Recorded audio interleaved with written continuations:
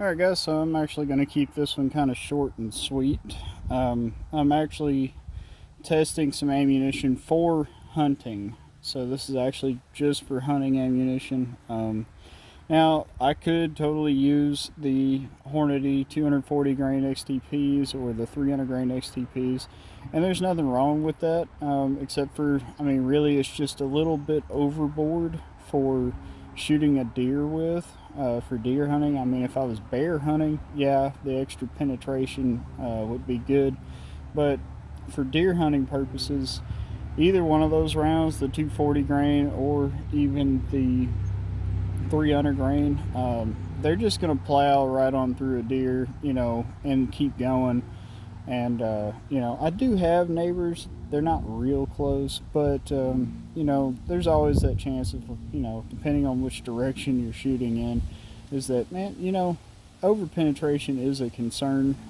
So I'm going to work on loading up a lighter weight bullet. So we're going to look at this 160 grain. This is a Barnes Tac-XP, a 160 grain monolithic hollow point.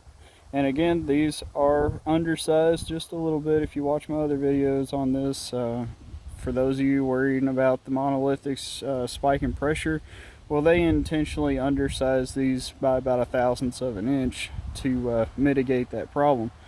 Now here is one that had been, this one is actually a 40 caliber one, so this was fired out of my 10 millimeter, and I caught it. It went through one jug of water and stopped in the second, and as you can see, they open up really quite well.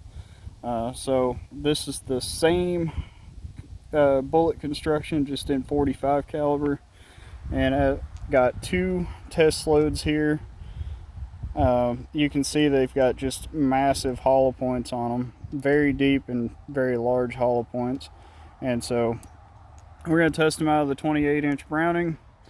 The load data, according to GRT, shows these should be running right at 2,800, about 2,800 feet per second.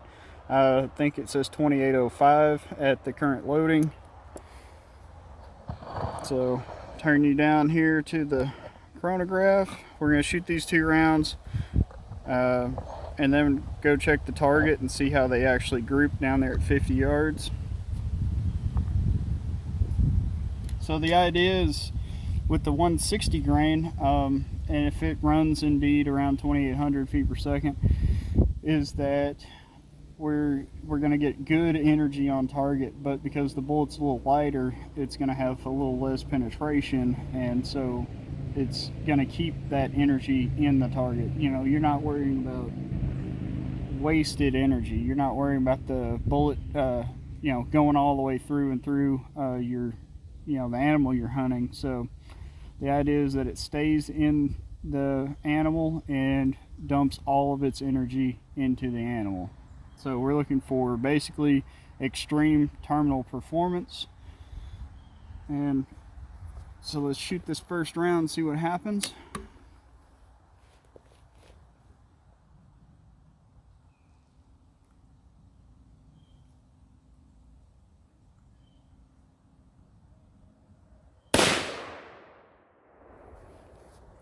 So 25-45. It's not too bad. It's a little slower than what the GRT was showing it should be. But that's still good. We're at a good starting spot. And another thing with loading these 160 grain bullets is that the recoil is pretty light. It's pretty light on the recoil, which is a really good thing. Makes it really comfortable to shoot.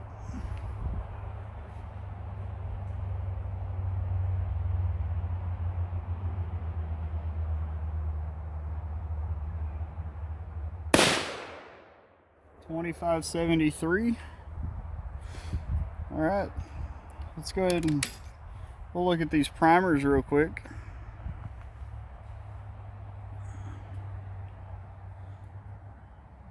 And no flattening of the primers at all. They actually look really good, so we could definitely go up in some powder charge there. Let's go take a look at this target.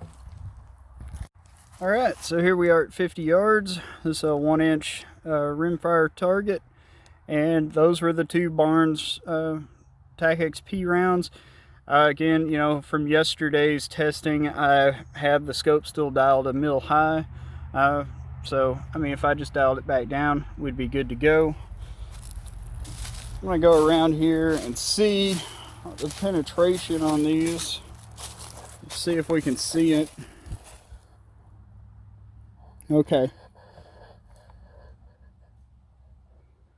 I don't know if you guys can see it.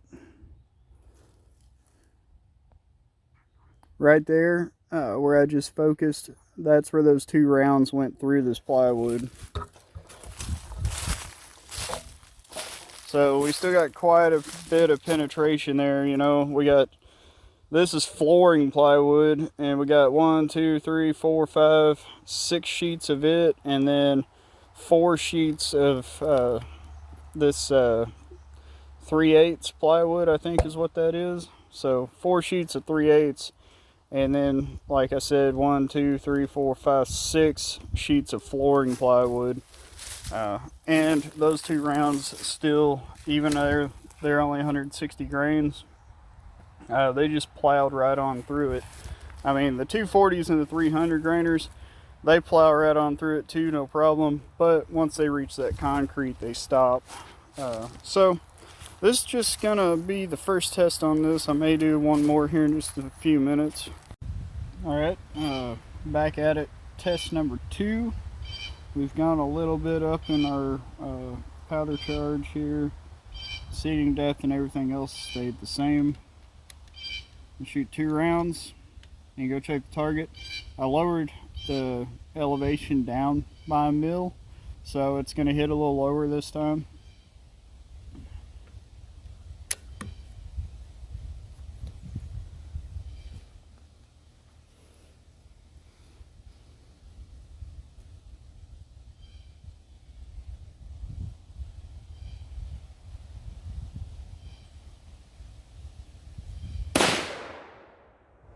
So 2606.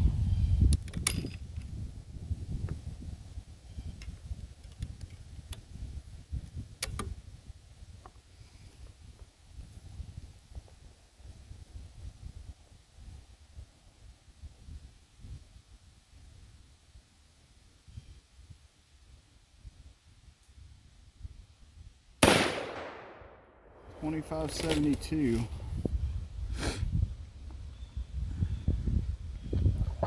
Still not really getting the speed that supposedly I should be getting.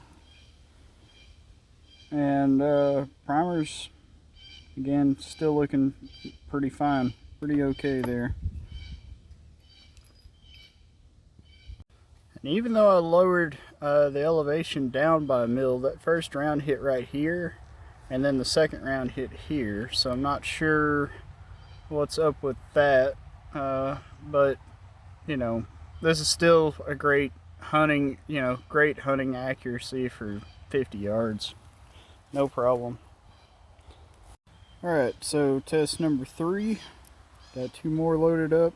We're going to see how this one goes. Supposedly this is getting close to a maximum load, although we're not really seeing the velocity that GRT is saying I should be getting. And I'm also not seeing any pressure signs as of yet. According to GRT, this load should be around 60,000 psi, and velocity should be a little over 2,900. But we're already way under what GRT was showing previously. So let's see what happens.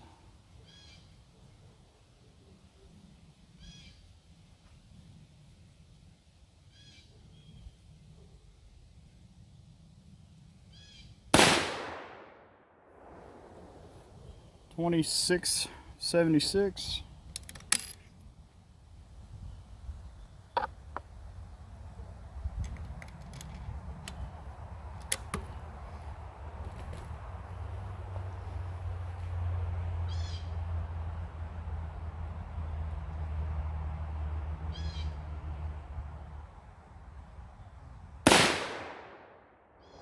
2708. So with this one, we actually picked up quite a bit of speed there, didn't we? And the primers are still looking pretty much fine. You know, I'm keeping a very careful eye out on what my primers are looking like.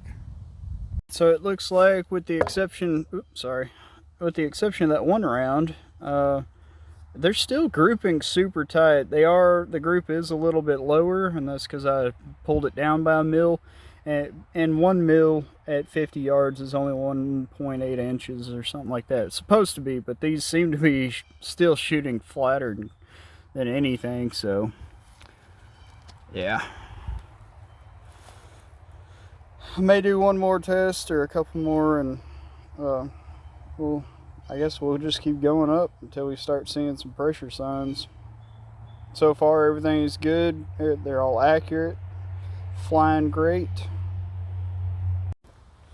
So it kind of is important to note that the Tac-XP bullets aren't really designed to be shot in big bore, like, well, I mean, it's 45 caliber obviously, but they're designed to be shot in like 45 auto and that kind of thing. These really aren't. The Tac-XPs really probably weren't designed to be shot in this 454. And that may have something to do with my lack of velocity and pressure that I'm getting.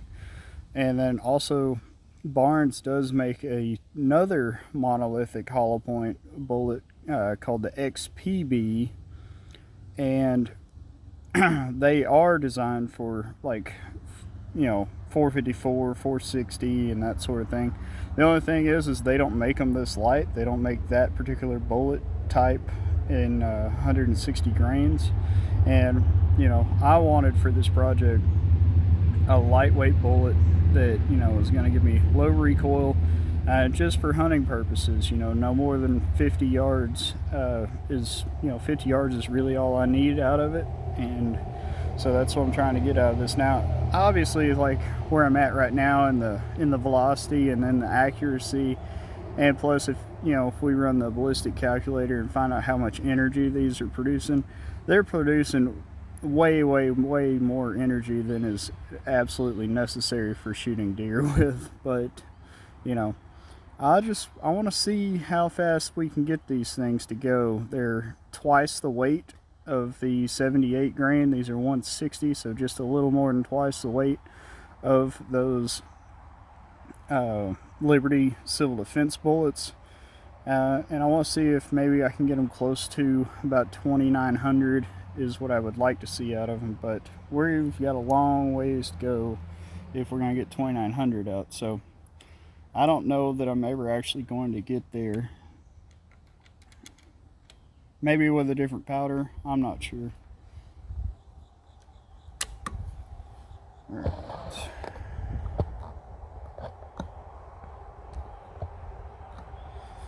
Sun's starting to go down, so this may be the last test I do with these.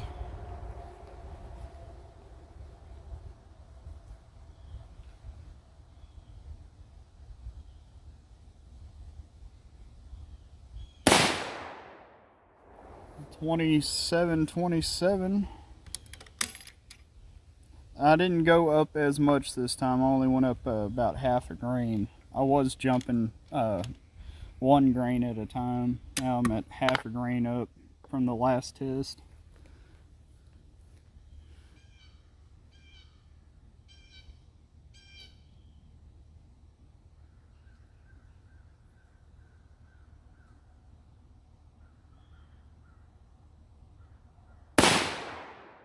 $27.42. Yeah, I think I'm going to stop there today, and then may resume this test at a later time. But we can just go ahead and go down here to the target and see what it looks like. I almost forgot to show you guys the primers. Oop.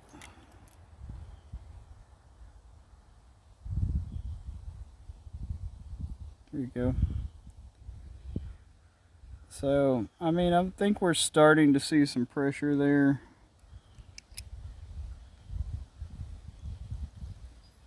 Yeah, we're starting to see some pressure there, but it's still not looking too bad. I think we probably get another half grain out of it before I start feeling uncomfortable. And again, they are just absolutely drilling this target. I mean, you can't complain with that size of a group for a hunting load, like out of a pistol cartridge. At 50 yards, that's a dang good group. That's 7 shots here, and then the one oddball. I don't know what happened with it, but I am kind of worried. Oh, yep, I knew it. I was kind of worried that was going to happen. I kept firing rounds in the same spot, and well, I apparently went through my backstop.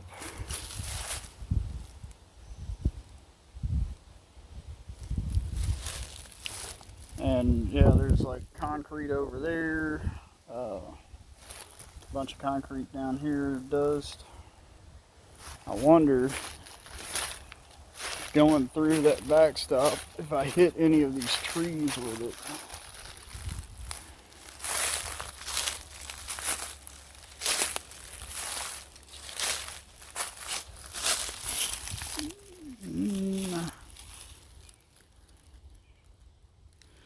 I don't know. Those look like bullet holes there in a tree? Or does that look like something scraping it? I think something's scraping it. I don't think that's a bullet hole.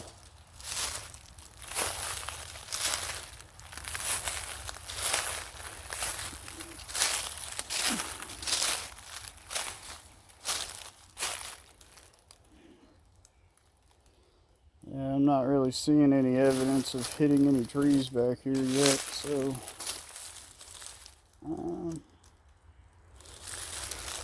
I don't have any bug spray on either, and I really don't need to get any more ticks and chiggers on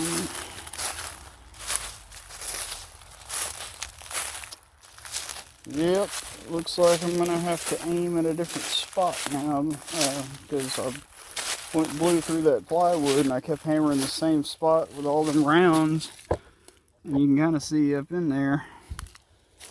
And yep, those rounds ended up going all the way through. Kind of expected that, kind of knew that was what was going to happen. But I guess that's going to conclude today's testing. We'll go in here and look at some numbers, see what kind of energy output I'm getting. And then, we'll show what I observed, what I recorded, versus what the GRT was claiming I should be getting. So, alright, so if you want to follow my cursor, just to kind of keep everybody safe, I left out, I redacted what type of powder I'm actually using for this. But I started at 33 grains, and GRT generated, supposedly it was going to create 2,805 feet per second and produce 2,794 foot-pounds. What I observed shooting over the chronograph, first round was 2545, second round was 2573 for an average of 2559. Extreme spread was 28 feet per second, and energy generated was 2,326 foot-pounds. Test number 2, I went from 33 grains to 34 grains. GRT estimated velocity to be 2,871 feet per second and generating 2,927 foot-pounds of energy. What I observed in the 2 test rounds was 2,606 and 2,572 for an average of 2,589. Extreme spread was 34 feet per second, and energy generated was 2,380 foot-pounds. Test number 3, again, went up another grain to 35 grains of powder propellant. GRT estimated the velocity to be 2,937 feet per second and generating 3,064 foot-pounds. I observed my two test rounds, 2676, 2708 for an average of 2692. Extreme spread was 32. Energy calculated out to 2,574 foot-pounds. Test number 4, we are at or above 100% case fill here. We're getting into a compressed loading at this point, so I decided not to go up a full grain. I went up half a grain. GRT estimated 2,969 feet per second with a calculated energy output of 3,131 foot-pounds. I observed 2,727 feet per second and then 2,742 feet per second for an average of 2,734 and an extreme spread of 15 feet per second. And for that average, the calculated energy output is 2,655 foot-pounds. So way more than enough energy to put a deer down. Generally, I like to, generally for hunting deer, my threshold is 500 foot-pounds of energy. If I've got a cartridge that generates 500 foot-pounds of energy, most 10 millimeter, if they're loaded to their full potential, and like 357 will generate around 700 foot-pounds of energy and at the muzzle. And so I think if you were pistol hunting, possibly up to about 50 yards, that either 357 or 10 millimeter would be about my minimum cartridge for hunting deer. And so this one obviously has, it's producing 5 times that amount of energy, over 2,600 foot-pounds, so more than 5 times my threshold requirement for hunting deer. So no problem whatsoever with being able to take a deer with this round. I just, was hoping I was going to see something a little more consistent with what GRT was showing versus what I actually got. So I'm thinking if I can get to like 2,800 feet per second is probably going to be about the max that I'm going to get out of this thing, which should give me about 2,800 foot-pounds of energy. So, for now, I'm done testing this. I could just go ahead and load them. Obviously, they're accurate. We had a very, very good little group down there at 50 yards, with the exception of the one flyer. I don't know if I pulled that off. Probably. It was probably me. Or if there was something fluke wrong with that projectile. But I'm going to say I probably pulled that shot. As far as recoil, that's, I hadn't really talked about that. This 160 grain bullet is really mild recoiling in that rifle. Of course, the rifle with the scope and the bipod on there is like right at 11 pounds. So, the recoil on it anyways is going to be pretty forgiving, except when you get up there into the like 300 grain projectiles going about 2,000 feet per second. Those tend to have quite pack a little bit of recoil there. Kick like a mule is the term that comes to mind when I think about that. But I'm hoping, I was really hoping I was going to get to see like this near 3,000 foot per second thing that GRT is showing. But obviously we're not even going to get close to that.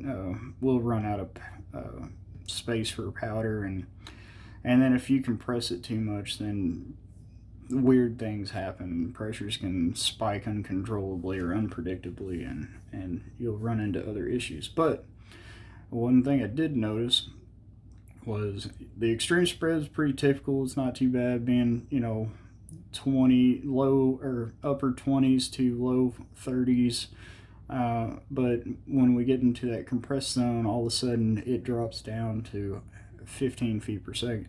And this is something that I've observed loading 454 Casull, especially using a whole lot of H110 powder.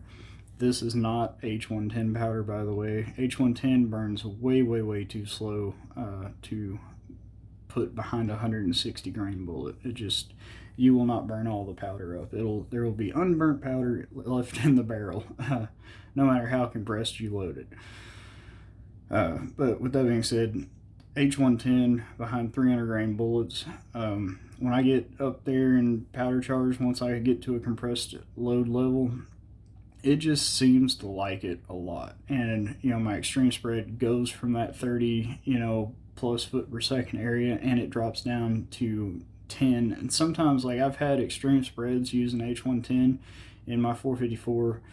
I've had extreme spreads over the course of 20 shots, like a 20 shot test, and the extreme spread be like 9 feet per second. I've had that happen before, which is incredible. So some of those powders really like to be compressed, and they perform better that way. You get tighter extreme spreads in velocity, and that may not mean a lot to you, but as a long range shooter, the lower the extreme spread and velocity I can get, if I can consistently get 10 feet per second or less over the course of 20 shots, that's pretty phenomenal. And way more than happy with that, because that's gonna really it's gonna really mean a lot downrange. But we're talking 1,000+ yards. That's where that comes into play.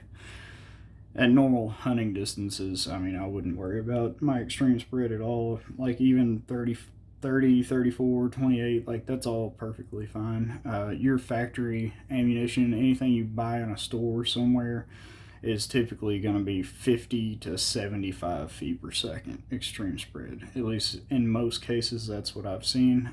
With Hornady premium ammunition, like the XTPs for 484, I typically see around 40 to 50 feet per second extreme spread on those, like in a whole box of ammo. If I were to take a whole box out and shoot all 20 rounds of it, I would see probably about 50 feet per second out of it, is what I would expect it to be.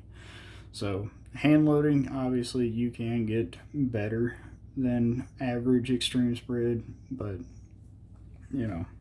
I just thought it was kind of interesting, is that we hit that compressed load mark, and all of a sudden that extreme spread just drops, gets real small. So I think I'm gonna quit talking for now, and we'll see you guys next time in the next video. Thank you for watching.